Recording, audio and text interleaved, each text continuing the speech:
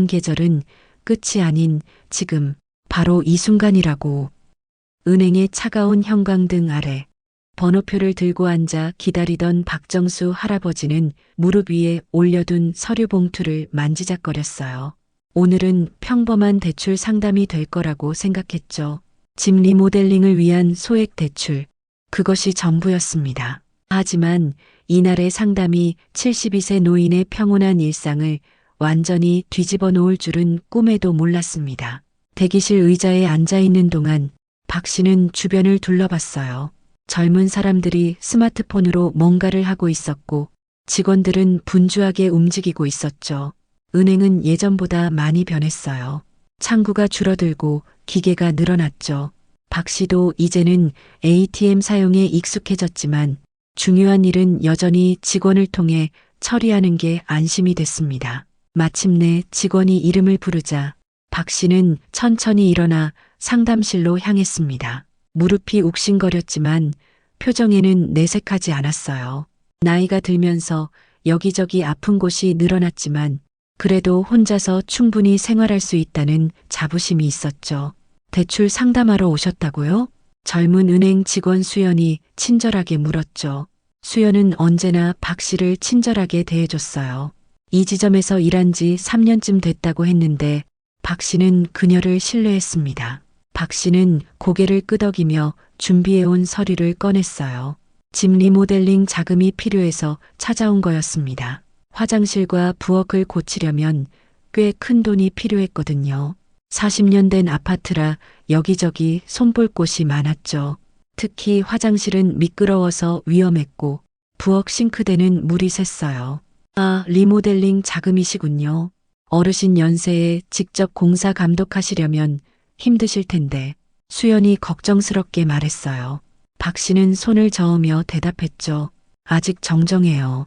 아들이 바빠서 제가 직접 해야 해요. 그래도 동네 공사업체를 잘 아니까 괜찮을 거예요.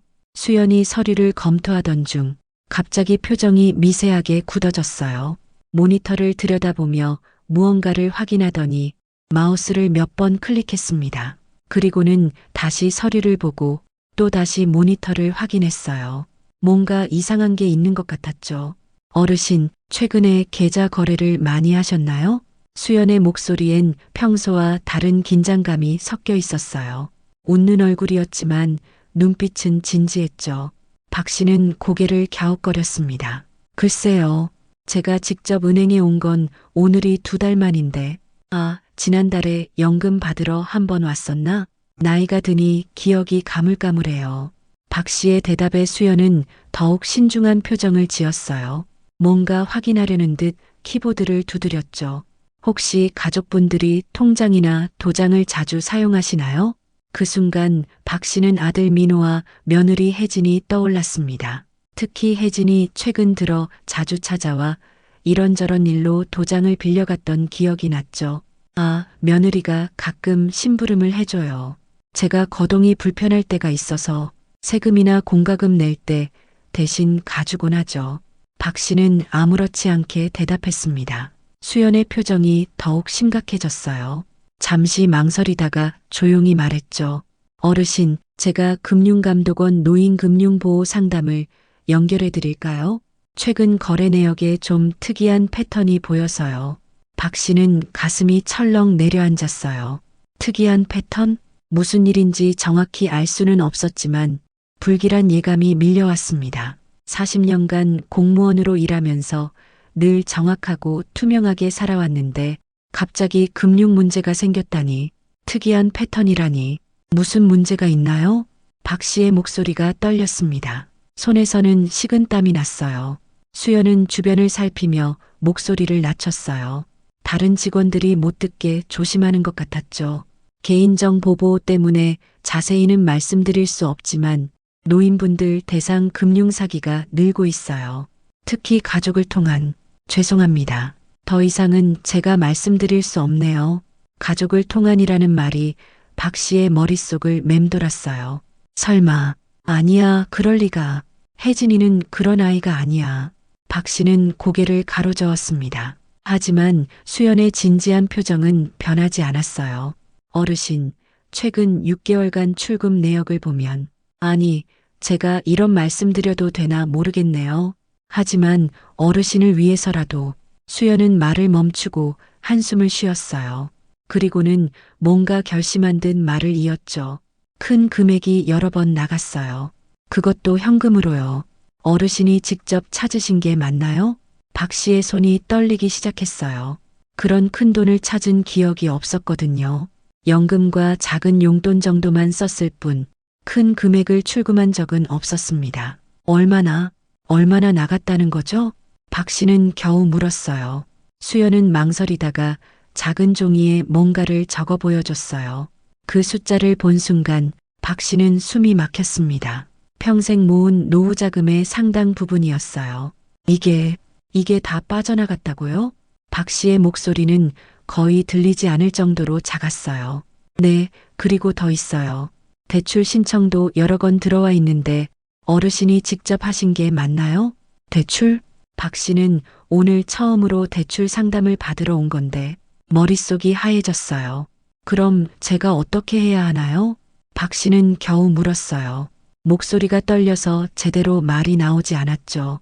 수연은 명함 뒤에 무언가를 적어주며 말했어요. 이 번호로 연락하시면 전문 상담사가 도와드릴 거예요.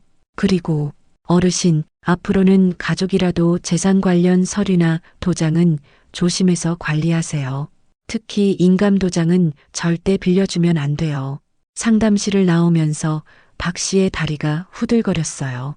복도를 걷는 것도 힘들었죠. 40년간 공무원으로 일하며 모은 노후 자금, 3년 전 아내와 사별 후 혼자 지켜온 재산, 그리고 무엇보다 가족에 대한 신뢰까지 모든 것이 흔들리고 있었습니다. 은행 로비를 지나면서 박 씨는 거의 비틀거렸어요. 경비원이 걱정스럽게 물었지만 괜찮다고 손을 저었죠. 하지만 전혀 괜찮지 않았어요. 은행을 나와 버스 정류장으로 향하는 동안 최근 며느리 혜진의 행동들이 하나둘 떠올랐어요.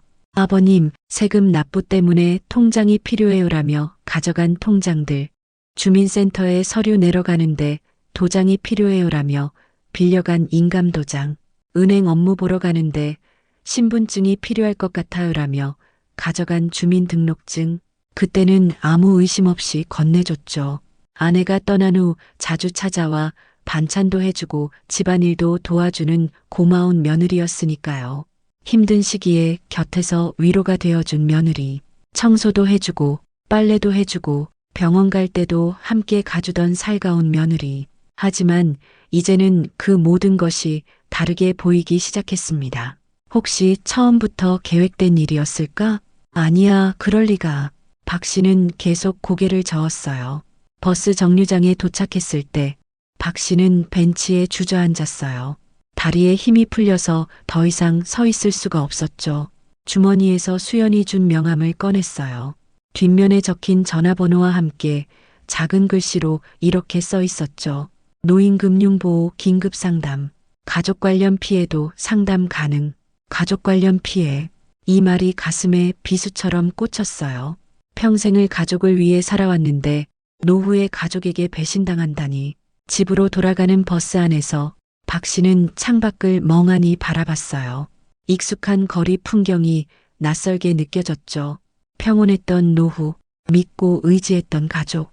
이 모든 것이 한순간에 의심과 불안으로 바뀌어 버렸습니다. 72세 박 씨의 삶에 예상치 못한 폭풍이 몰려오고 있었어요.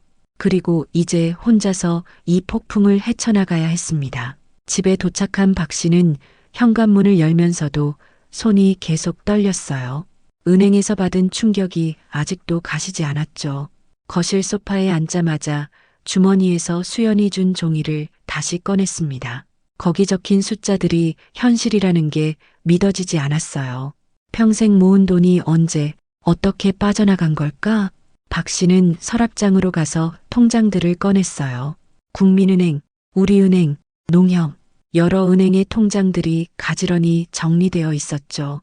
가장 먼저 급여 통장이었던 국민은행 통장을 펼쳤습니다. 잔액란의 숫자를 보는 순간 박 씨는 눈을 비볐어요. 분명 3천만 원은 있어야 할 텐데 겨우 50만 원이 남아 있었습니다. 떨리는 손으로 거래 내역을 확인했어요. 3개월 전 500만 원 출금, 2개월 전 700만 원 출금, 모두 현금 인출이었죠.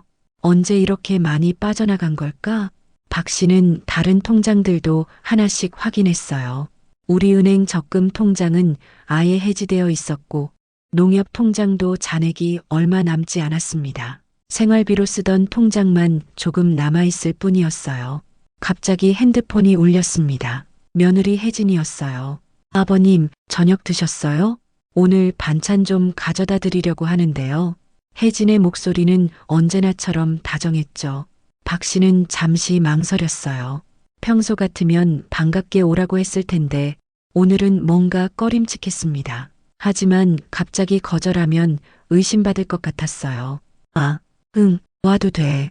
그렇게 대답하고 전화를 끊었어요. 박 씨는 급히 통장들을 서랍에 넣었어요. 그리고 달력을 확인했죠. 최근 몇 달간의 일정을 되짚어 봤습니다. 그러다 문득 떠오른 기억들, 혜진이 찾아왔던 날들이 떠올랐어요. 아버님, 재산세 낼 시기예요. 제가 대신 다녀올게요. 그때 통장과 도장을 가져갔었죠. 아버님, 병원비 정산하러 가는데 통장이 필요해요. 그때도 인감도장을 빌려갔었습니다. 아버님, 공과금 자동이체 신청하러 가요. 신분증도 좀 빌려주세요. 매번 합리적인 이유가 있었어요. 그때마다 박 씨는 아무 의심 없이 건네줬죠. 아내가 돌아가신 후 혜진은 친딸처럼 챙겨주는 고마운 존재였으니까요. 특히 아들 민호가 바쁠 때면 혜진이 대신 찾아와 이것저것 도와줬습니다. 하지만 이제는 그 모든 게 다르게 보였어요. 혹시 처음부터 계획된 일이었을까? 박 씨는 고개를 가로저었습니다. 아니야, 그럴 리가. 하지만 의심의 씨앗은 이미 마음속에 뿌리를 내렸어요. 박 씨는 서재로 가서 예전 서류들을 꺼냈어요. 중요한 서류들은 금고에 따로 보관해뒀거든요. 금고 비밀번호는 아내 생일이었죠. 열어보니 부동산 등기권리증은 제자리에 있었습니다. 하지만 일부 적금 증서들이 보이지 않았어요. 만기가 되려면 2년은 더 남았는데 갑자기 현관에서 열쇠 돌리는 소리가 났어요. 박 씨는 화들짝 놀랐죠. 아버님, 저예요. 혜진의 목소리였습니다. 예전에 준 열쇠를 아직도 가지고 있었던 거예요. 혜진이 부엌으로 가는 소리가 들렸어요. 아버님, 냉장고에 반찬 넣어드릴게요. 김치도 좀 담아왔어요. 평소처럼 자연스러운 모습이었죠. 박 씨는 서류들을 급히 정리하고 거실로 나왔어요. 혜진이 웃으며 인사했습니다. 아버님, 피곤하셔 보여요. 오늘 어디 다녀오셨어요? 박 씨는 순간 어떻게 대답해야 할지 망설였어요. 은행에 다녀왔다고 솔직히 말해야 할까? 아니면 그냥 넘어가야 할까? 혜진의 눈빛이 자신을 관찰하는 것 같았습니다. 응, 잠깐 나갔다 왔어. 그렇게 모호하게 대답했죠. 혜진이 다가와 박 씨의 이마를 만져봤어요. 열은 없으신데 안색이 안 좋아 보여요. 혹시 어디 아프신 데 있으세요? 그녀의 표정엔 진짜 걱정이 가득했죠. 하지만 박 씨는 그 손길이 차갑게 느껴졌어요. 이 손이 자신의 통장에서 돈을 빼갔을지도 모른다는 생각에 괜찮아. 그냥 좀 피곤한 것뿐이야. 박 씨는 살짝 몸을 뒤로 빼며 대답했어요. 혜진은 잠시 박 씨를 바라보더니 고개를 끄덕였죠. 아버님, 제가 녹용 달인 거 좀 가져왔어요. 건강에 좋다고 해서. 혜진이 가방에서 보온병을 꺼냈어요. 박 씨는 그 모습을 보며 혼란스러웠어요. 만약 정말로 자신의 돈을 빼돌렸다면 이렇게 태연하게 행동할 수 있을까? 아니면 완벽한 연기일까? 도무지 알 수 없었죠.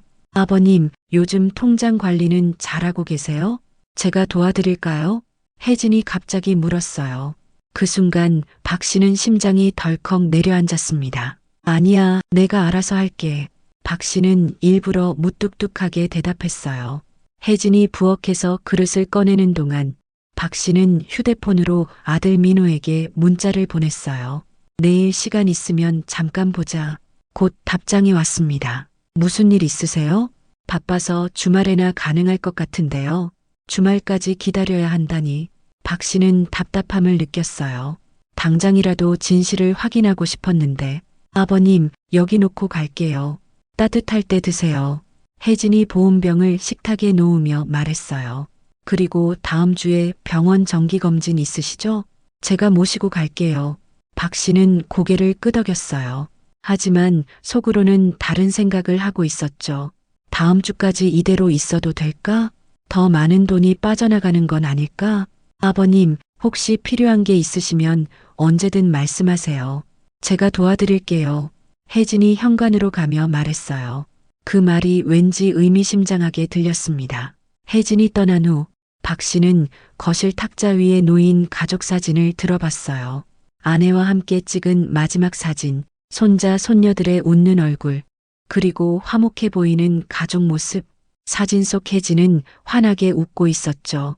그 웃음이 진심이었을까? 아니면 가면이었을까? 박 씨는 깊은 한숨을 쉬었어요. 평생 가족을 위해 살아왔는데 이런 의심을 하게 될 줄은 몰랐습니다. 밤이 깊어갈수록 불안감은 더 커졌어요. 박 씨는 수연이 준 명함을 다시 꺼냈죠. 내일 첫 번째로 전화해봐야겠다고 생각했습니다. 노인금융보호 상담. 정말 상담이 필요한 상황인 것 같았어요. 그날 밤 박 씨는 쉽게 잠들지 못했어요. 혜진의 웃는 얼굴과 텅 빈 통장 잔액이 번갈아 떠올랐죠. 3천만 원이 50만 원으로 줄어든 통장, 해지된 적금. 도대체 그 돈은 어디로 간 걸까? 가족을 의심해야 한다니. 박 씨는 천장을 바라보며 중얼거렸어요. 너무나 괴로운 일이었습니다. 하지만 이대로 둘 수는 없었어요. 다음 날 아침 박 씨는 일찍 일어났어요. 어제와는 다른 결심을 했죠. 진실이 무엇이든 확인해야 했습니다. 더 늦기 전에 침대 옆 탁자에 놓인 액자를 바라봤어요. 돌아가신 아내의 사진이었죠. 여보, 나 어떻게 해야 할까? 박 씨는 사진에게 물었어요. 하지만 대답은 없었습니다. 박 씨는 깊게 숨을 들이쉬고 전화기를 들었어요. 수연이 준 번호를 누르기 시작했죠. 떨리는 손가락으로 한 자씩 눌렀습니다. 023456. 신호음이 울리는 동안 심장이 쿵쾅거렸어요. 네, 노인금융보호센터입니다. 전화 저편에서 친절한 목소리가 들렸어요. 박 씨는 깊게 숨을 들이쉬고 말을 시작했죠. 저 가족한테 사기를 당한 것 같은데요. 그 한마디를 꺼내는데 평생의 용기가 필요했어요. 이제 돌이킬 수 없는 길로 들어선 것 같았습니다. 사랑하는 가족을 의심하고 법적 대응까지 생각해야 하는 상황. 72년 인생에서 가장 힘든 선택의 순간이었죠. 전화 상담이 끝난 후 박 씨는 허탈하게 앉아 있었어요. 상담사의 말에 따르면 노인 대상 가족 금융 사기가 의외로 많다고 했습니다. 특히 며느리가 개입된 사례가 적지 않다고, 그리고 대부분 재산을 되찾기 어렵다고 했죠. 가족 간 문제라 법적 대응도 쉽지 않다는 설명이었습니다. 상담사는 몇 가지 조치 사항을 알려줬어요. 우선 모든 통장의 거래를 정지시키고 인감도장을 새로 만들고 다른 은행들도 방문해서 계좌를 확인해 보라고, 그리고 가능하면 변호사 상담도 받아보라고 권했습니다. 박 씨는 창밖을 바라봤어요. 평온했던 노후가 하루아침에 무너져 내렸습니다. 믿었던 가족에게 배신당했다는 충격, 평생 모은 재산을 잃을지도 모른다는 공포, 그리고 무엇보다 혼자 이 모든 걸 감당해야 한다는 외로움이 밀려왔어요. 하지만 이제는 현실을 직시해야 했습니다. 더 큰 피해를 막기 위해서라도 박 씨는 다시 한번 깊게 숨을 들이쉬었어요. 앞으로 해야 할 일들이 한두 가지가 아니었죠. 은행 계좌 동결, 법률 상담, 아들과의 대화. 험난한 길이 기다리고 있었지만 박 씨는 일어섰어요. 72세의 나이에 이런 일을 겪게 될 줄은 몰랐지만 그래도 포기할 수는 없었습니다. 자신의 노후를, 그리고 남은 인생을 지키기 위해서라도 결심을 굳힌 박 씨는 서둘러 외출 준비를 했어요. 노인금융보호센터 상담사가 알려준 대로 모든 은행 계좌를 확인해야 했습니다. 무릎은 여전히 아팠지만 지팡이를 짚고서라도 가야 했어요. 거울을 보니 며칠 사이 얼굴이 많이 수척해진 것 같았습니다. 아내가 살아 있었다면 이런 일은 없었을 텐데 박 씨는 깊은 한숨을 쉬며 집을 나섰어요. 첫 번째로 향한 곳은 하나은행이었습니다. 은행 문을 열고 들어서자 차가운 에어컨 바람이 얼굴을 스쳤어요. 번호표를 뽑고 의자에 앉아 기다리는 동안 주변 사람들이 자신을 쳐다보는 것 같았습니다. 내가 너무 예민해진 건가? 436번 고객님, 창구 직원이 번호를 불렀어요. 박 씨는 천천히 일어나 창구로 갔습니다. 계좌 조회를 하고 싶은데요. 박 씨가 통장을 내밀며 말했어요. 젊은 여직원이 컴퓨터를 두드리더니 갑자기 미간을 찌푸렸습니다. 어르신, 최근에 큰 금액을 인출하신 것 같은데 기억하시나요? 박 씨의 심장이 쿵쾅거리기 시작했어요. 얼마나 나갔나요? 직원이 모니터를 돌려 보여줬습니다. 한 달 전 1천만 원 현금 인출. 박 씨는 숨이 막혔어요. 이건 제가 찾은 게 아닌데. 박 씨의 목소리가 떨렸습니다. 직원이 서류를 뒤적이더니 위임장을 보여줬어요. 서류상으로는 문제가 없어 보입니다. 신분증 사본과 도장, 위임장까지 모두 구비되어 있네요. 가족분이 대리로 찾아가신 것 같은데요. 박 씨는 위임장을 자세히 들여다봤어요.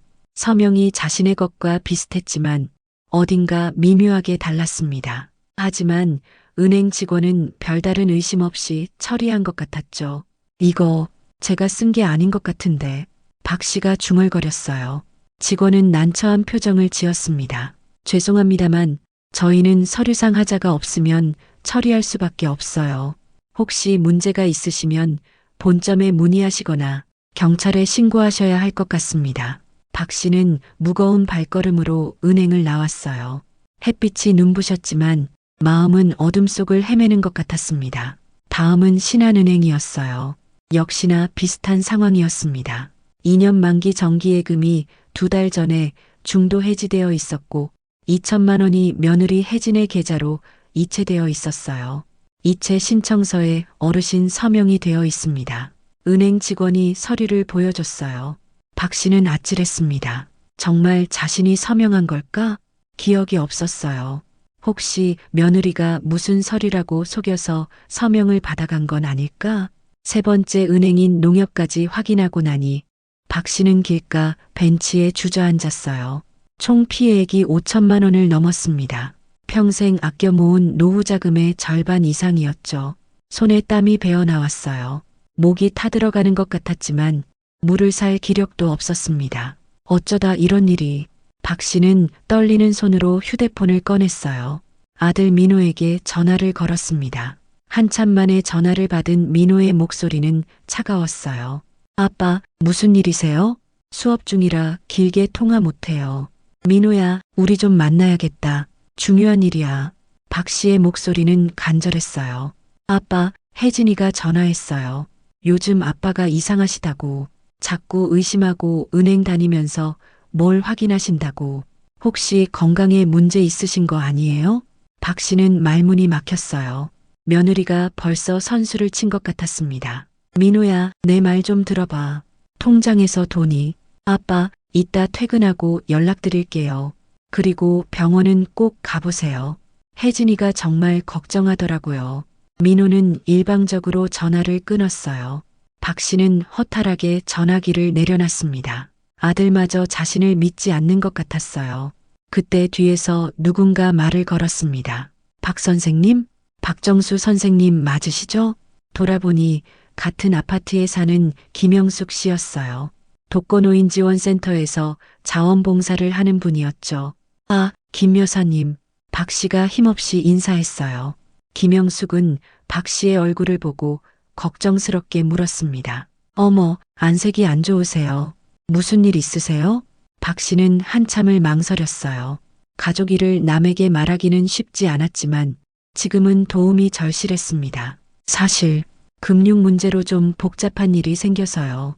혹시 독거노인지원센터에서 이런 상담도 하나요?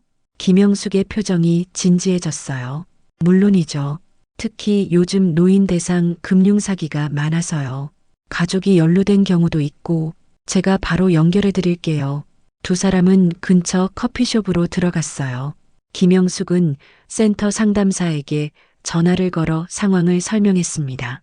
곧 박 씨에게 전화를 건네줬죠. 여보세요? 노인보호 전문기관 상담사입니다. 전화 너머로 차분한 목소리가 들렸어요. 박 씨는 조심스럽게 상황을 설명했습니다. 통장에서 돈이 빠져나간 것, 며느리가 서류를 가져간 것, 아들마저 자신을 의심하는 것. 상담사는 진지하게 들은 후 말했어요. 어르신, 일단 침착하셔야 합니다. 서류상 문제가 없다면 은행 책임을 묻기는 어려워요. 하지만 위임장이 위조됐거나 어르신이 속아서 서명하신 거라면 형사 고발이 가능합니다. 그런데요, 가족을 고소하는 게 박 씨는 망설였어요. 어르신 심정은 이해합니다. 하지만 이대로 두면 더 큰 피해를 볼 수 있어요. 일단 모든 통장을 정지시키시고 증거 자료를 모으세요. 그리고 변호사 상담을 받으시는 게 좋겠습니다. 통화를 마친 박 씨는 한숨을 쉬었어요. 김영숙이 따뜻한 커피를 건네며 위로했습니다. 너무 자책하지 마세요. 요즘 이런 일이 생각보다 많아요. 센터에서 도와드릴 테니 힘내세요. 박 씨는 고개를 끄덕였어요. 처음으로 자신의 편이 되어줄 사람을 만난 것 같았습니다. 집으로 돌아오는 길, 박 씨는 계속 생각에 잠겨 있었어요. 최근 몇 달간 혜진의 행동들이 하나둘 떠올랐습니다. 아버님, 집이 너무 크신 것 같아요. 관리하기도 힘드시고 작은 곳으로 옮기시는 게 어때요? 그때는 걱정해서 하는 말인 줄 알았죠. 아버님, 요즘은 재산 관리도 전문가한테 맡기는 게 좋대요. 제가 알아봐 드릴까요? 이것도 선의인 줄 알았습니다. 아버님, 병원에서 정기 검진 받으셔야 해요. 특히 치매 검사는 꼭 하셔야 한대요. 이 말이 가장 자주 나왔던 것 같았어요. 이제 보니 모든 게 계획적이었던 것 같았습니다. 재산을 빼돌리고 자신을 치매 환자로 만들어 법적 능력을 제한하려는. 집에 도착한 박 씨는 서재로 직행했어요. 금고를 열어 중요 서류들을 확인했습니다. 그런데 작년에 변호사와 함께 작성한 유언장이 보이지 않았어요. 그 유언장에는 재산을 아들과 딸에게 균등하게 분배한다는 내용이 있었는데 미국에 사는 딸 수진에게도 공평하게 나눠주고 싶었거든요. 갑자기 현관문 열리는 소리가 났어요. 혜진이었습니다. 아버님, 저예요. 오늘 많이 돌아다니셨다면서요? 박 씨는 서재에서 나와 거실로 갔어요. 혜진의 표정은 평소와 달랐습니다. 걱정스러운 듯 하면서도 뭔가를 경계하는 눈빛이었죠. 은행 직원들이 전화했어요. 어르신이 이상한 질문을 하신다고, 혹시 기억에 문제가 있으신 건 아닌지 걱정된다고요. 혜진이 조심스럽게 말했어요. 박 씨는 혜진을 똑바로 바라봤습니다. 혜진아, 내 통장에서 돈이 많이 빠져나갔더라. 혹시 내가 아는 게 있니? 혜진이 놀란 듯 눈을 크게 떴어요. 아버님, 그게 무슨 말씀이세요? 아, 혹시 제가 세금 낼 때 쓴 거 말씀하시는 건가요? 다 영수증 있어요. 아버님이 허락하신 거잖아요. 그러면서 가방에서 서류 뭉치를 꺼냈어요. 여기 보세요. 재산세, 종합소득세, 건강보험료. 다 아버님 대신 납부한 거예요. 영수증도 있고요. 하지만 그 금액은 빠져나간 돈의 일부에 불과했어요. 나머지는 어디로 갔을까? 아버님, 요즘 자꾸 깜빡하시는 것 같아서 걱정이에요. 병원에 가서 검사 한번 받아보시는 게 어때요? 조기에 발견하면 치료도 가능하다고 하던데. 혜진이 걱정스럽게 말했어요. 박 씨는 그 말에 소름이 돋았습니다. 자꾸 치매 이야기를 꺼내는 게 의도적인 것 같았어요. 난 정상이야. 그리고 앞으로 내 통장이나 도장은 내가 직접 관리할 거야. 박 씨가 단호하게 말했어요. 혜진의 표정이 순간 굳어졌다가 다시 슬픈 표정을 지었어요. 아버님, 제가 그동안 얼마나 정성껏 모셨는데 이렇게 의심받아야 하나요? 너무 서운해요. 눈물까지 글썽이며 말하는 모습이 진짜인지 연기인지 분간이 안 갔어요. 민호 오빠는 학교 일로 바쁘고 월급도 적어서 생활비도 빠듯한 거 아시잖아요. 제가 학원에서 번 돈으로 이 집안 살림 다 꾸려왔어요. 시어머니 병원비도 제가 다 댔고요. 박 씨는 잠시 흔들렸습니다. 확실히 아내가 암으로 투병할 때 혜진이 많이 도와준 건 사실이었어요. 그래도 내 허락 없이 큰 돈을 쓴 건 잘못이야. 박 씨가 말했어요. 혜진이 깊은 한숨을 쉬었습니다. 아버님, 정말 섭섭하네요. 그리고 솔직히 말씀드리면 요즘 아버님 행동이 좀 이상하셔서 민호 오빠랑 걱정하고 있어요. 전문의 상담이라도 한번 받아보시는 게. 말끝을 흐리는 혜진의 눈빛에서 박 씨는 위협을 느꼈어요. 정말로 자신을 치매 환자로 만들 계획인 것 같았습니다. 오늘은 피곤하니 그만 가봐. 박 씨가 말했어요. 혜진이 섭섭한 듯 일어서며 말했죠. 네, 가볼게요. 그런데 아버님, 건강이 제일 중요해요. 민호 오빠도 같은 생각이니까 병원은 꼭 가보세요. 안 그러시면 저희가 강제로라도 모시고 갈 수밖에 없어요.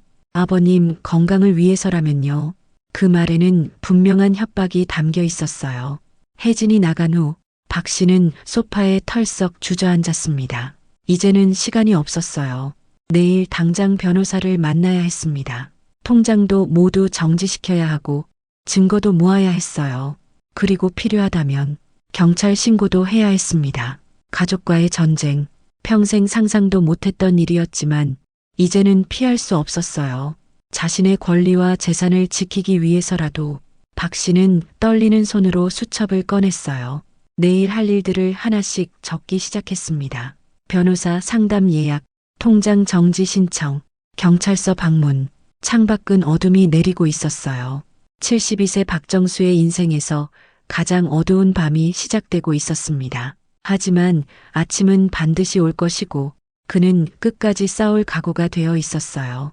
다음 날 아침 박 씨는 한숨도 자지 못한 채 일찍 일어났어요. 밤새 가슴이 답답하고 머리가 지끈거렸지만 오늘 해야 할 일들을 생각하니 누워 있을 수만은 없었습니다. 오랜만에 꺼낸 정장은 예전보다 헐렁해진 것 같았어요. 첫 번째 일정은 변호사 사무실이었어요. 김영숙이 며칠 전부터 수소문해서 겨우 예약한 곳이었죠. 노인 전문이라 믿을만해요. 상담료는 좀 비싸지만 김영숙의 걱정스러운 목소리가 떠올랐습니다. 계단을 오르는데 평소보다 숨이 더 찼어요. 가슴 한쪽이 뻐근했지만 스트레스 때문이려니 하고 넘겼습니다. 박정수 선생님, 들어오세요. 50대 중반의 변호사가 맞이했어요. 사무실은 작았지만 깔끔했습니다. 박 씨는 떨리는 손으로 서류들을 꺼냈어요. 통장, 출금 내역, 위임장 사본, 지난 며칠간 힘들게 모은 자료들이었죠. 변호사는 서류를 하나씩 검토했어요. 표정이 점점 어두워졌습니다. 박 선생님, 죄송하지만 상황이 쉽지 않네요. 변호사가 계산기를 두드렸어요. 현재까지 확인된 금액이 약 6,500만 원 정도입니다. 대출까지 포함하면요. 박 씨는 숨이 막혔어요. 평생 모은 돈의 거의 전부였습니다. 돌려받을 수 있을까요? 변호사는 한숨을 쉬었어요. 솔직히 말씀드리면 가족 간 금융 분쟁은 매우 복잡합니다. 특히 서류상으로는 하자가 없어 보이는데, 하지만 이건 사기예요. 박 씨가 목소리를 높였어요. 네, 맞습니다. 하지만 법적으로 입증하기가, 그리고 이 계좌 이체 내역을 보니 일부는 아드님 계좌로도 들어갔네요. 변호사가 서류를 보여줬어요. 박 씨는 믿을 수 없었습니다. 민호가 알고 있었단 말인가요?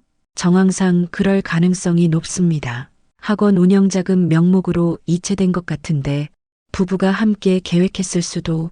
박 씨는 의자에 털썩 주저앉았어요. 가슴이 더욱 조여왔습니다. 그럼 어떻게 해야 하나요? 일단 형사고발은 가능합니다. 하지만 고발하시면 아드님도 피고발인이 될 수 있어요. 그래도 하시겠습니까? 박 씨는 눈을 감았어요. 아들을 고발한다는 것, 상상도 못했던 일이었습니다. 하지만 이대로 둘 수는 없었어요. 네, 고발하겠습니다. 박 씨가 겨우 대답했어요. 변호사가 서류를 준비하며 말했죠. 그리고 더 급한 게 있어요. 집 담보대출이 승인 대기 중입니다. 빨리 막아야 해요. 박 씨는 깜짝 놀랐어요. 집까지요? 네, 3천만 원 한도로 승인이 났는데 아직 실행은 안 됐습니다. 내일이라도 찾아갈 수 있어요. 변호사 상담이 끝나고 박 씨는 무거운 발걸음으로 경찰서로 향했어요. 가슴은 계속 답답했고 왼쪽 팔이 저릿했습니다. 경찰서 민원실에서 한참을 기다린 끝에 겨우 상담실로 안내됐어요. 가족이 연루된 사건이군요. 수사가 좀 복잡할 겁니다. 담당 형사가 난처한 표정을 지었어요. 증거가 명확하지 않으면 불기소 처분될 수도 있어요. 특히 가족 간 금전 거래는 형사의 설명에 박 씨는 절망감을 느꼈습니다. 고소장을 작성하는 동안 손이 계속 떨렸어요. 피고 소일란에 며느리와 아들의 이름을 적는 순간 가슴 통증이 더 심해졌습니다. 경찰서를 나온 박 씨는 버스 정류장 벤치에 주저앉았어요.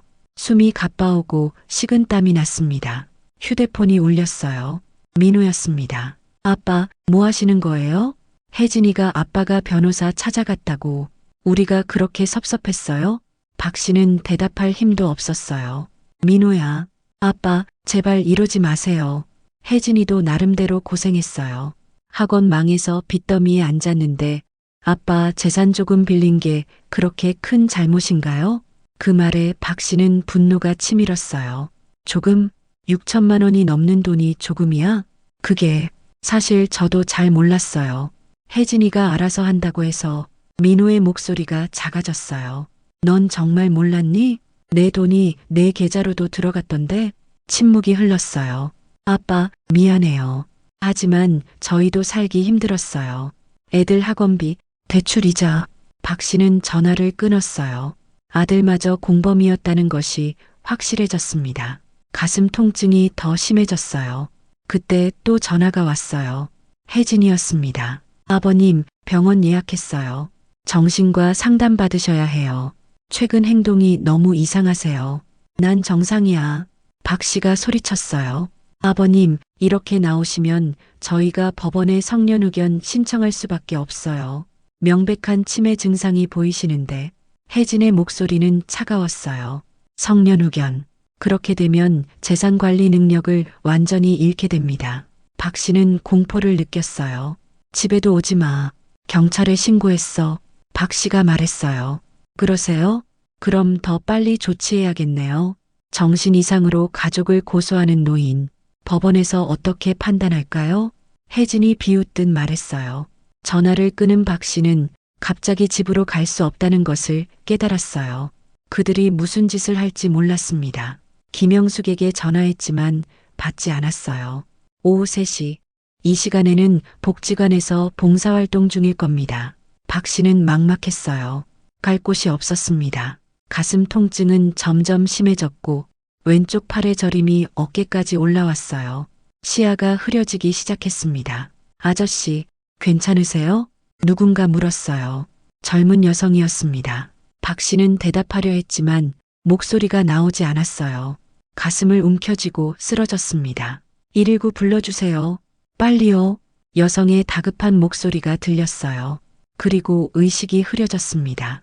박 씨가 다시 눈을 뜬 것은 병원 응급실이었어요. 심장 모니터의 삐소리가 들렸습니다. 링거줄이 팔에 연결되어 있었어요. 의식이 돌아오셨네요. 심근경색이었어요. 조금만 늦었으면 위험할 뻔했습니다. 의사가 설명했어요. 박 씨는 천장을 바라봤습니다. 온몸이 무거웠어요. 스트레스가 결국 몸을 망가뜨렸구나. 보호자 연락처가 필요한데요. 간호사가 물었어요. 보호자, 이제 누구를 부를 수 있을까요? 가족은 적이 되었고 친구들은 대부분 세상을 떠났어요. 김영숙, 독거노인 지원센터. 박 씨가 겨우 말했어요. 이틀 후 박 씨는 일반 병실로 옮겨졌어요. 김영숙이 찾아왔습니다. 어머, 이게 어떻게 된 일이에요? 제가 전화를 못 받아서. 김영숙의 눈에 눈물이 고였어요. 너무 혼자 힘들어하지 마세요. 제가 도와드릴게요. 박 씨는 고마움에 눈물이 났어요. 가족보다 더 가족 같은 사람. 이런 사람이 있어서 다행이었습니다.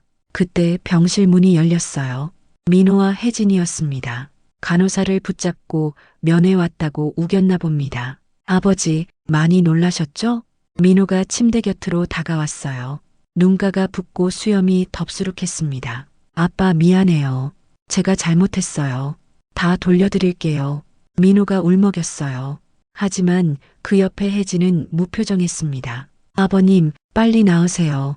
그런데 이런 상태로 혼자 생활하시긴 어려우실 것 같은데. 박 씨는 고개를 돌렸어요. 보고 싶지 않았습니다. 한때 사랑했던 가족들. 이제는 남보다 못한 사이가 됐어요. 나가. 박 씨가 힘겹게 말했어요. 아버지. 민호가 더 다가오려 했지만 김영숙이 막아섰어요. 환자분이 싫다고 하시잖아요. 나가주세요.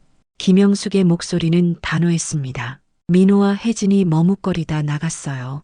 문이 닫히자 박 씨는 깊은 한숨을 쉬었습니다. 김 여사님, 제가 퇴원하면 갈 곳이 없어요. 집엔 못 가겠고. 박 씨가 걱정스럽게 말했어요. 걱정 마세요. 센터에 임시 거처가 있어요. 거기서 지내시면서 차차 해결해 나가요. 김영숙이 위로했습니다. 그날 밤 박 씨는 병실 창밖을 바라봤어요. 도시의 불빛들이 차갑게 반짝였습니다. 72년 인생이 이렇게 무너질 줄은. 하지만 포기할 수는 없었어요. 건강을 회복하면 다시 싸워야 했습니다. 잃어버린 재산을 되찾고 무엇보다 자신의 존엄을 지키기 위해서 박 씨는 눈을 감았어요. 심장은 안정을 찾았지만 마음속 상처는 쉽게 아물지 않을 것 같았습니다. 그래도 살아야 했어요. 아직 끝나지 않았으니까. 72세 박정수의 진짜 싸움은 이제부터 시작이었습니다. 퇴원 한 달 후 박 씨는 서울지방법원 복도에 서 있었어요. 김영숙이 매일 찾아와 챙겨준 덕분에 건강도 많이 회복됐습니다. 병원에서 처방받은 약도 꾸준히 복용했고 무엇보다 마음이 안정되어 가고 있었어요. 오늘은 첫 번째 민사조정 기일이었습니다. 변호사가 서류를 한 장씩 넘기며 말했죠. 박 선생님, 형사사건은 아직 수사가 진행 중입니다. 오늘은 민사조정이에요. 가족들이 변호사와 함께 올 거예요. 감정적으로 되지 마시고 차분하게 대응하셔야 합니다. 조정실은 3층에 있었어요. 엘리베이터를 기다리는 동안 박 씨는 깊게 숨을 들이쉬었습니다. 가슴이 두근거렸어요. 조정실 문이 열렸어요. 민호와 혜진이 들어왔습니다. 민호는 눈 밑에 다크서클이 짙었고 머리카락도 많이 빠진 것 같았어요. 혜진은 검은색 정장을 입었지만 얼굴이 많이 부어 있었습니다. 두 사람 모두 피곤해 보였어요. 조정위원이 두꺼운 서류철을 펼치며 사건을 정리했습니다. 원고 박정수 씨가 피고 최혜진, 박민호 씨를 상대로 낸 손해배상 청구건입니다.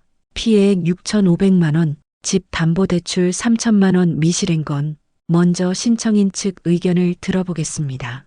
박 씨의 변호사가 천천히 일어섰어요. 준비한 증거 서류를 하나씩 제시하며 차분하고 논리적으로 설명하기 시작했습니다. 이것은 위조된 위임장입니다. 필적 감정 결과가 여기 있습니다. 그리고 이건 무단 인출 내역이고요. 형법상 명백한 사기죄에 해당합니다. 피해자는 고령의 노인으로서. 변호사의 설명이 이어지는 동안 박 씨는 민호와 혜진을 바라봤어요. 민호는 고개를 숙이고 있었고 혜진은 무표정하게 서류를 보고 있었습니다. 그때 혜진이 손을 들었어요. 제가 할 말이 있습니다. 조정위원이 고개를 끄덕이자 혜진이 일어섰습니다. 저는 시아버님을 3년간 모셨습니다. 시어머니가 암으로 돌아가실 때까지 병원을 오가며 간병했어요. 그 노고는 전혀 인정 안 하시는 건가요? 혜진이 가방에서 두꺼운 서류철을 꺼냈습니다. 여기 보십시오. 시어머니 간병인 비용 영수증, 병원비 대납 증명서, 장례 비용 영수증, 제가 대신 낸 돈만 3,800만 원입니다. 이것도 다 제 돈이었어요. 박 씨가 화를 내려고 했지만 변호사가 조용히 팔을 잡으며 제지했어요. 침착해야 한다는 신호였습니다. 혜진이 계속 말했어요. 그리고 저희 학원이 망했습니다. 코로나 때문에 학생들이 다 빠져나갔어요. 대출금만 5억이 넘고 매달 이자만 1,000만 원이에요. 이런 상황에서 그만해요. 갑자기 민호가 소리쳤어요. 모두가 놀라서 그를 봤습니다. 민호가 떨리는 목소리로 말했어요. 혜진아, 그만하자. 우리가 잘못했어. 아버지, 저는 정말 잘 몰랐어요. 혜진이가 아버지 도와드린다고 해서 가끔 서류에 서명만 했는데 조용히 해요. 혜진이 날카롭게 민호를 쏘아봤어요. 당신은 그냥 가만히 있어요. 애들 학원비도 못 내면서 월급쟁이 주제에 뭘 안다고. 조정위원이 탁자를 두드리며 중재했습니다. 감정적으로 대응하지 마십시오. 이런 식으로는 조정이 어렵습니다. 양측의 합의 의사가 있습니까? 박 씨의 변호사가 단호하게 말했어요. 저희 조건은 명확합니다. 전액 반환과 집 담보대출 철회, 그리고 공식적인 사과가 있어야 합니다. 혜진의 변호사가 고개를 저으며 반박했습니다. 현실적으로 불가능한 요구입니다. 피고인들은 이미 학원 폐업으로 파산 직전입니다. 없는 돈을 어떻게 갚습니까? 오히려 그동안의 간병 노고를 인정해서 긴 침묵이 흘렀어요. 조정실 안의 공기가 무거웠습니다. 에어컨 소리만 희미하게 들렸어요. 그때 혜진이 변호사에게 뭔가 속삭였습니다. 변호사가 고개를 끄덕이더니 말했어요. 10분간 휴정을 요청합니다. 의뢰인과 상의할 시간이 필요합니다. 조정위원이 시계를 보며 고개를 끄덕였어요. 좋습니다. 10분 후에 다시 시작하겠습니다. 혜진과 민호, 그들의 변호사가 조정실을 나갔어요. 박 씨는 의자에 깊이 앉아 한숨을 쉬었습니다. 변호사가 물을 한 잔 따라주며 말했어요. 너무 기대하지 마세요. 이런 경우 대부분 합의가 어렵습니다. 10분이 지나고 그들이 돌아왔어요. 혜진의 표정이 조금 달라져 있었습니다. 뭔가 결심한 듯한 표정이었어요. 3천만 원만 반환하겠습니다. 나머지는 그동안의 간병과 집안일 대가로 인정해 주세요. 이게 저희가 할 수 있는 최선입니다. 혜진이 제안했어요. 박 씨는 단호하게 고개를 저었습니다. 받아들일 수 없습니다. 내 돈을 훔친 건 훔친 거예요. 조정위원이 양측을 번갈아 봤어요. 합의가 어려우신 것 같네요. 조정은 불성립으로 기록하겠습니다. 이제 정식 재판으로 가셔야 할 것 같습니다. 조정이 끝났어요. 복도로 나오자 혜진이 박 씨에게 다가왔습니다. 주변을 살피더니 작은 목소리로 말했어요. 시아버님, 잠깐만 이야기 좀 해요. 민호는 불안한 표정으로 옆에 서 있었어요. 혜진이 계속 말했습니다. 시아버님, 작년에 만드신 유언장 기억하시죠? 미국에 있는 수진 씨한테도 재산 준다고 쓴 거. 박 씨의 얼굴이 순간 굳어졌어요.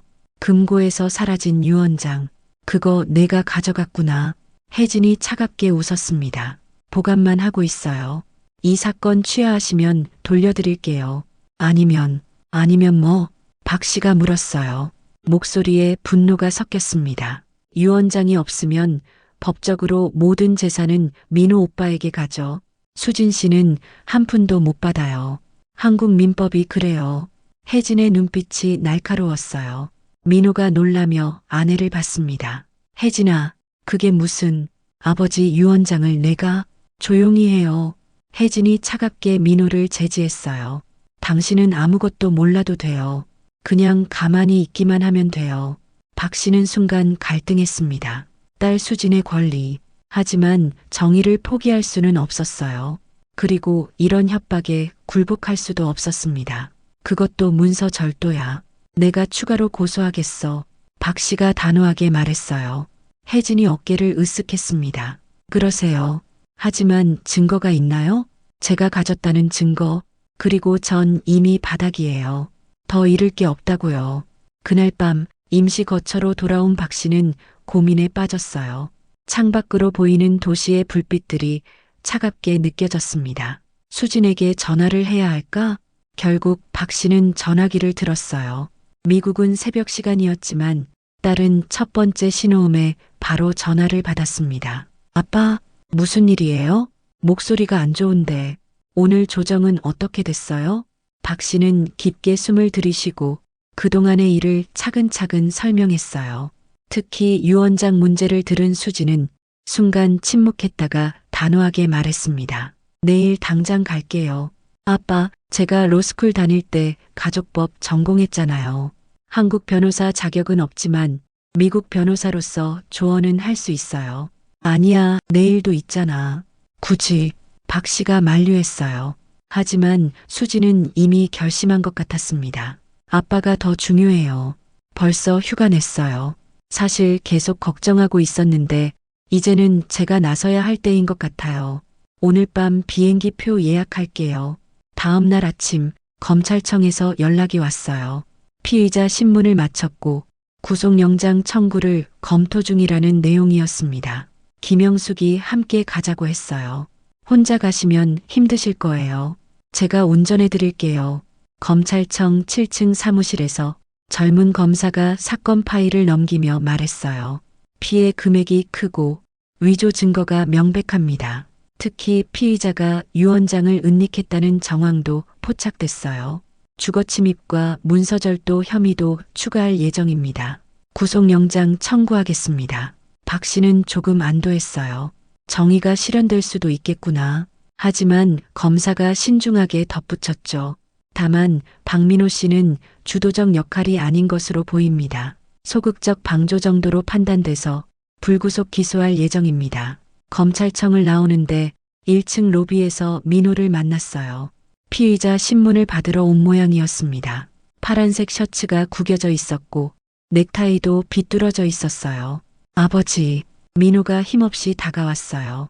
눈가가 빨갛게 부어 있었습니다. 며칠은 잠을 못 잔 것 같았어요. 미안해요. 정말 몰랐어요. 혜진이가 그 정도로. 저는 그냥 가끔 서류에 서명만. 학원 운영 자금이 필요하다고 해서. 민호가 울먹이며 중얼거렸어요. 박 씨는 복잡한 심정이었어요. 한때는 자랑스러웠던 아들, 이제는 불쌍하기도 하고 미안하기도 했습니다. 하지만 그래도 용서할 수는 없었어요. 박 씨는 아무 말 없이 민호를 지나쳤습니다. 더 이상 아들의 변명은 듣고 싶지 않았어요. 엘리베이터 문이 닫히는 소리가 들렸습니다. 일주일 후 박 씨는 인천공항 입국장에서 기다리고 있었어요. 수진이 도착하는 날이었습니다. 전광판에 샌프란시스코발 비행기가 도착했다고 떴어요. 30분쯤 지나자 자동문이 열리고 수진이 나타났어요.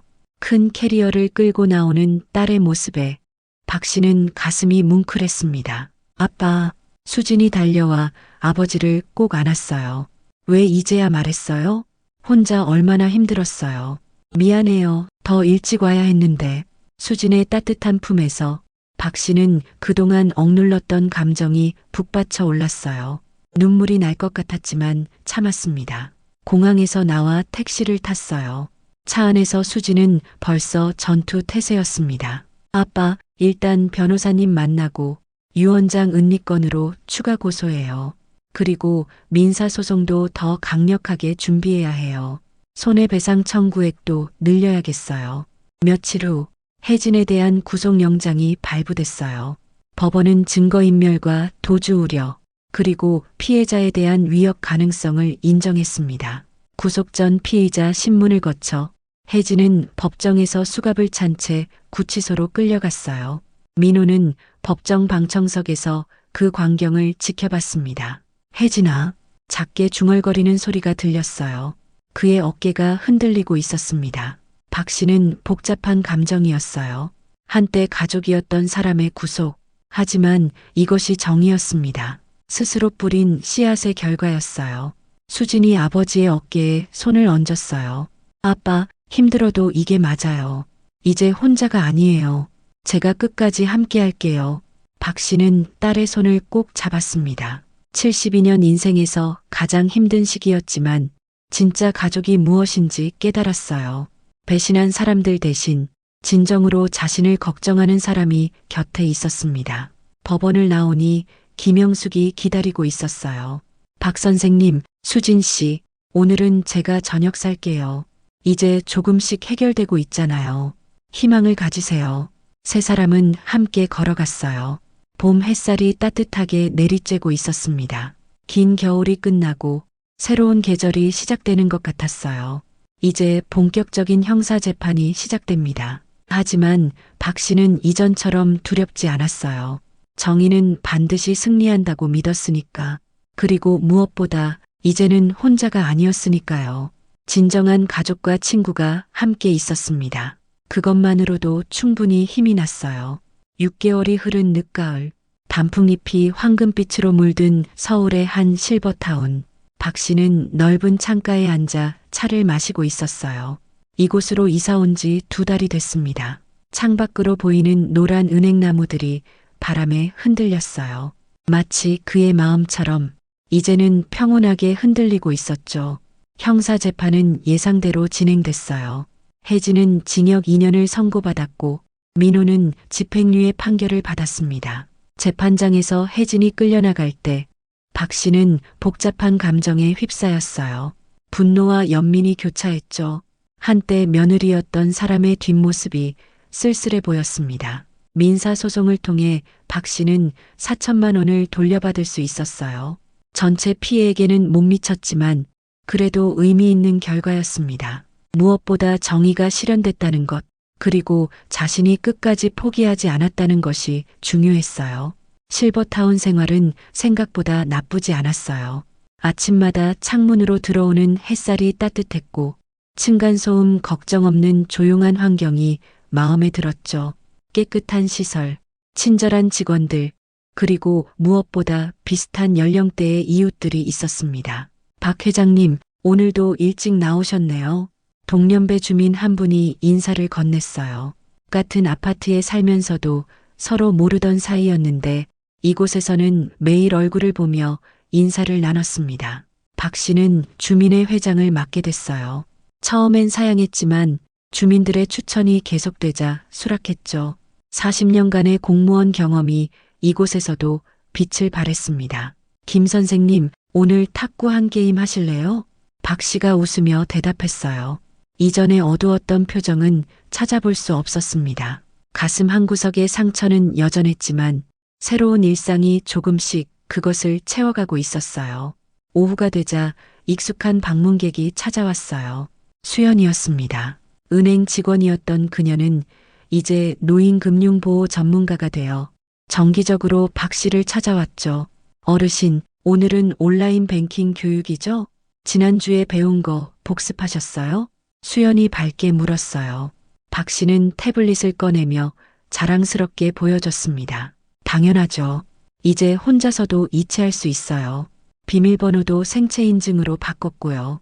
지문으로 하니까 잊어버릴 일도 없더라고요. 두 사람이 교육을 진행하는 동안 박 씨는 문득 과거를 떠올렸어요.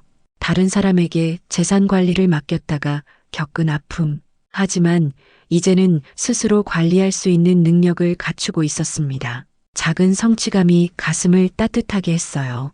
저녁 무렵 수진에게서 화상 통화가 왔어요. 아빠, 잘 지내시죠? 이번 주말에 또 갈게요. 수진은 한국에 왔다가 돌아간 후에도 매주 화상 통화를 하고 한 달에 한 번은 직접 방문했습니다. 진정한 가족의 의미를 이제야 제대로 알게 된 것 같았어요. 아빠, 제이슨이 인사드리고 싶대요. 화면에 손자의 얼굴이 나타났습니다. 할아버지, 안녕하세요. 한국어 많이 늘었죠? 미국에서 태어난 손자가 서툰 한국어로 인사하는 모습에 박 씨는 흐뭇하게 웃었어요. 손자의 웃는 얼굴을 보니 가슴 한구석의 아픔이 조금 누그러지는 것 같았습니다. 다음 날 박 씨는 법률사무소를 방문했어요. 새로운 유언장을 작성하기 위해서였죠. 이번엔 전문 변호사와 함께 완벽한 법적 절차를 거쳐 작성했습니다. 이번엔 공증까지 확실히 받으시고 원본은 저희가 보관하겠습니다. 사본은 수진 씨께도 하나 보내드릴게요. 변호사가 친절하게 설명했어요. 유언장을 작성하면서 많은 생각이 들었습니다. 민호에게도 일정 부분 상속하기로 했어요. 비록 실수를 했지만 여전히 자식이었으니까요. 그 아이도 혜진에게 휘둘렸을 뿐 박 씨는 그렇게 스스로를 위로했습니다. 그날 오후 뜻밖의 방문객이 있었어요. 민호였습니다. 머뭇거리며 실버타운 로비에 서 있는 아들의 모습이 예전보다 훨씬 초췌해 보였어요. 아버지, 민호가 힘없이 다가왔어요. 정장은 구겨져 있었고 넥타이도 느슨하게 풀려 있었습니다. 커피나 한잔 하자. 박 씨가 먼저 말했어요. 라운지로 걸어가는 민호의 뒷모습이 많이 야위어 보였습니다. 학교는 괜찮니? 박 씨가 조심스럽게 물었어요. 민호가 고개를 숙였습니다. 휴직했어요. 이런 일이 있고 나니 학생들 앞에 서기가 부끄러워서 침묵이 흘렀어요. 창밖으로 가을비가 내리기 시작했습니다. 아버지, 정말 죄송해요. 저는 정말 몰랐어요. 혜진이가 그 정도로 많이 빼돌릴 줄은. 민호의 목소리가 떨렸어요. 박 씨는 아들을 바라봤습니다. 분노와 연민이 교차했어요. 하지만 더 이상 분노할 힘도 없었습니다. 알았다. 이제 그만하자. 박 씨가 짧게 말했어요. 민호는 울먹이며 일어섰습니다. 아버지, 언젠가는 용서해 주실 수 있을까요? 박 씨는 대답하지 않았어요.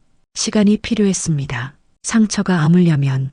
민호가 떠난 후 박 씨는 창가에 서서 비 내리는 풍경을 바라봤어요. 빗방울이 유리창을 타고 흘러내리는 모습이 마치 자신의 눈물 같았습니다. 김영숙을 만난 건 복지관에서였습니다. 박 선생님, 정말 건강해 보이세요. 아드님도 찾아왔다면서요?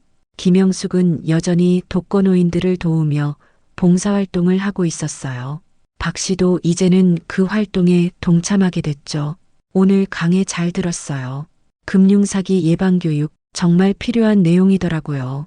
한 할머니가 박 씨에게 고맙다고 인사했어요. 박 씨는 이제 정기적으로 복지관에서 강의를 했습니다. 자신의 아픈 경험을 숨기지 않고 공유하며 다른 노인들이 같은 실수를 하지 않도록 도왔어요. 누군가에게 도움이 된다는 것, 그것이 큰 위안이 됐습니다. 어느 날 저녁 박 씨는 혜진이 보낸 편지를 받았어요. 구치소에서 온 편지였습니다. 시아버님, 용서해 주세요. 제가 미쳤었어요. 학원이 망하고 빚에 쫓기다 보니 변명이라는 걸 알지만 정말 죄송해요. 편지를 읽는 동안 박 씨의 마음이 복잡했어요. 분노와 연민, 배신감과 안타까움이 뒤섞였습니다. 편지를 접어 서랍에 넣었어요. 용서는 아직 멀었지만 언젠가는, 시간이 지나면. 그날 밤 박 씨는 일기를 썼어요. 실버타운에 와서 시작한 새로운 습관이었습니다. 오늘도 충실한 하루였다. 온라인 뱅킹도 익히고 복지관 강의도 했다. 민호가 찾아왔다. 많이 야위었더라. 가슴이 아팠지만 아직은 완전히 용서할 수 없다. 시간이 필요하다. 비록 가족에게 배신당했지만 오히려 더 강해진 것 같다. 이제는 누구에게도 의존하지 않고 스스로의 삶을 살아갈 수 있다. 그리고 진정으로 나를 아끼는 사람들도 있다. 창밖으로 보이는 서울의 야경이 반짝였어요. 불빛 하나하나가 누군가의 삶이겠죠. 그들도 각자의 아픔과 기쁨을 안고 살아가고 있을 거예요. 박 씨는 달력을 봤어요. 내일은 실버타운 주민회의가 있는 날입니다. 새로운 프로그램을 제안할 계획이었어요. 시니어 금융자립교실이라는 이름으로. 핸드폰이 울렸어요. 수진의 메시지였습니다. 아빠, 사랑해요. 건강하세요. 우리 제이슨이 할아버지 보고 싶대요. 박 씨는 미소 지으며 답장을 보냈어요. 나도 사랑한다. 걱정 마라. 아빠는 이제 정말 괜찮아. 정말로 괜찮았습니다. 완전하지는 않지만 조금씩 나아지고 있었어요. 상처는 아직 남아있지만 그것도 삶의 일부라는 걸 받아들이게 됐습니다. 램프를 끄고 침대에 누웠어요. 빗소리가 점점 잦아들고 있었습니다. 내일은 좋은 날씨가 될 거예요.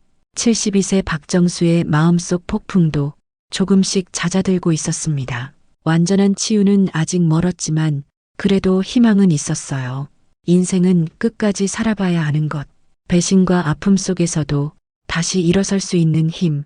그것이 진정한 삶의 지혜였습니다. 박정수의 새로운 인생 2막은 이제 막 시작됐으니까요. 그리고 그 시작은 혼자가 아니었습니다.